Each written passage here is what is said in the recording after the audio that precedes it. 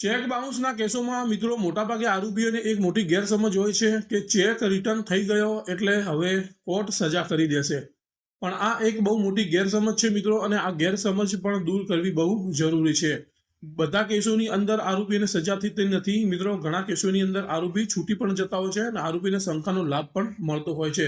તો હવે આ કઈ સ્થિતિ છે, કઈ પરિસ્થિતિ છે અને કયા સંજોગો છે કે આરોપીને છૂટવાનો મોકો મળે છે, તો આપણે મુદ્દા વાઇઝ સમજવાનો પ્રયત્ન કરીએ છીએ મિત્રો. ચેનલ પર નવા છો તો ચેનલને સબસ્ક્રાઇબ કરી લેજો, ફેસબુક ઇન્સ્ટાગ્રામને ફોલો કરી લેજો, વિડીયો સારો લાગે તો લાઇક કરજો, તમારા મિત્રો સુધી શેર પણ કરી દેજો, અને તમારો કોઈ પ્રશ્ન હોય તો કોમેન્ટમાં પણ જણાવજો. હવે મિત્રો સૌ પ્રથમ આપણે એ યાદ રાખવાનું છે કે જ્યારે કોઈ પણ ફરિયાદી તમારી સામે જે આક્ષેપો કરે છે, એટલે કે ફરિયાદની અંદર જે આક્ષેપો કરે છે અને જે હકીકત જે ફરિયાદની અંદર દર્શાવી છે, જે સ્ટોરી ફરિયાદની અંદર કરી છે, તે તમામ સ્ટોરી, તે તમામ આક્ષેપો પુરવાર કરવાની જવાબદારી ફરિયાદીને છે.